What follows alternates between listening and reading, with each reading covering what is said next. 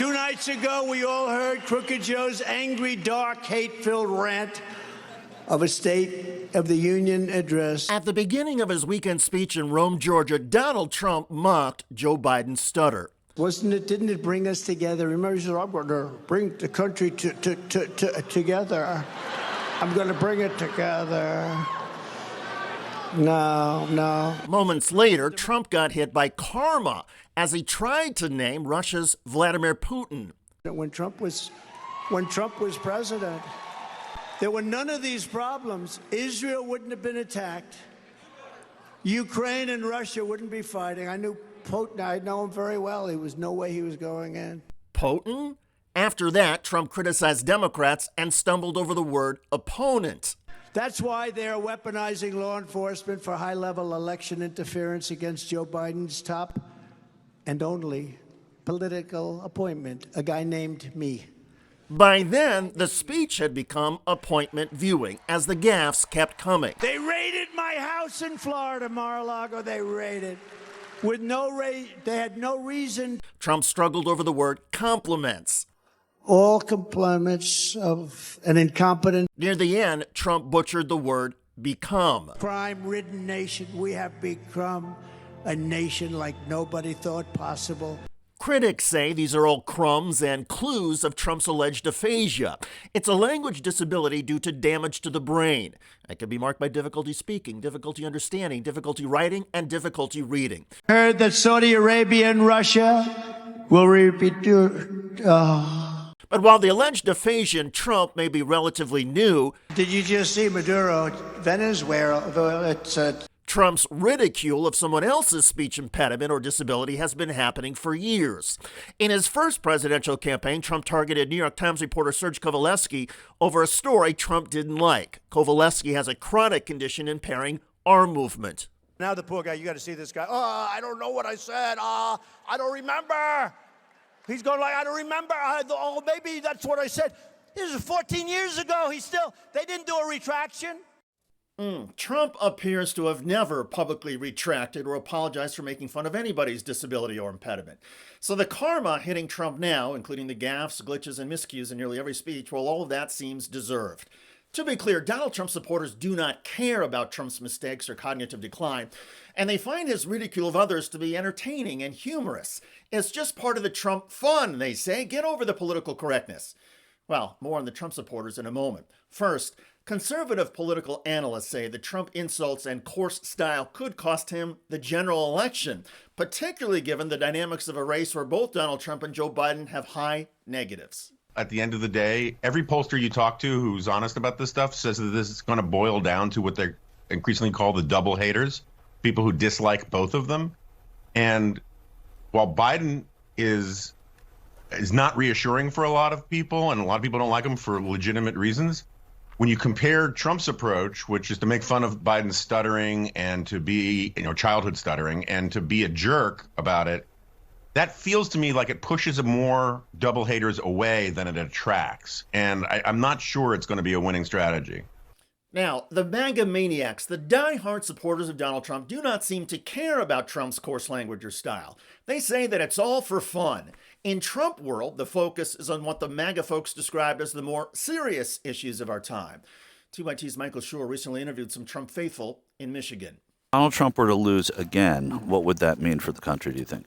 Well, we're already seeing the decline of this country as we've seen the inflation rise, we've seen the loss of jobs, we've seen the border invasions. I think we've seen this steady decline in the country as well as more involvement in foreign wars, which we can't afford right now. What was it that you liked about his presidency, the 4 years he was in office? Manufacturing jobs he brought back. He brought the tariffs, was tough on China, tough on NATO. People paying their own fair share, and he's going after all the corruption in D.C. What if Donald Trump were to lose? If he were to lose again, what would that mean? This country would go to complete But, I mean, in predictive analysis, there's going to be a lot of riots everywhere again. I mean, you've got even Joe Biden supporters turning their backs on him. He does not have the black vote, especially in this state anymore. If the election result is the same as last time and Joe Biden wins again and Donald Trump loses, your predictive analysis is that there will be riots once again. And Yes, there will be. I guarantee it. And what would that mean for the country? That would mean everybody's starting to see through the government's bullshit. Maybe we can all finally get together instead of being divided and let them know that this is our country, not theirs. If he were to lose again, what would that mean for the country, do you think? I think this election's all about good and evil. And I think the left is nothing but evil.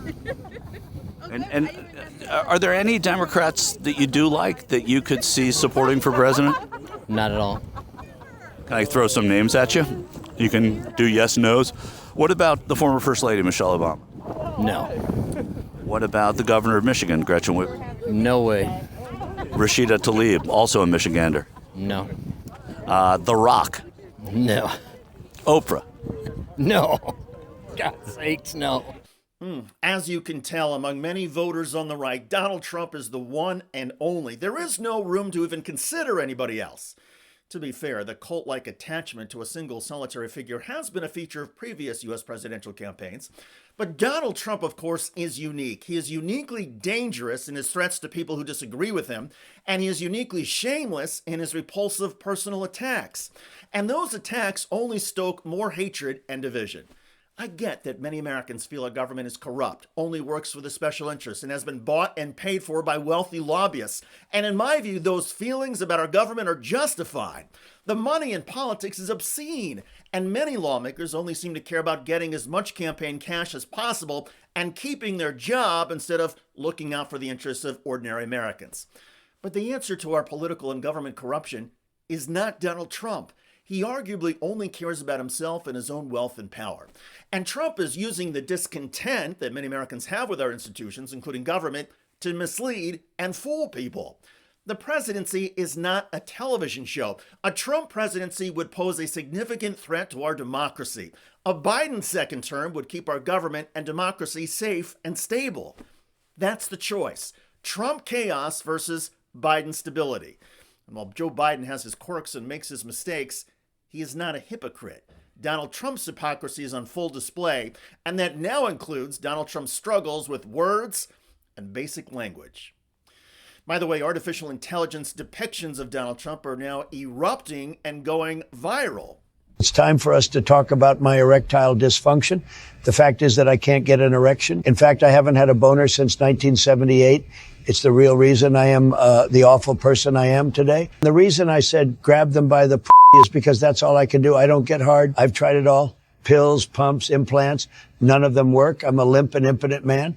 It's sad. So I've never actually had sex with my wife. She made sure that wasn't part of her contract. Check out that video at the link below. It generated a lot of comments on YouTube. One of the most popular is from Yes Justice, who wrote, Mr. Trump grifter has been ridiculing, mocking people for a long time, and this is his payback period. I agree with Trump, as the saying goes, the chickens are coming home to roost. I look forward to reading your comments about Donald Trump's ridicule of Joe Biden's lifelong stuttering. I'm David Shuster. Thanks for joining us.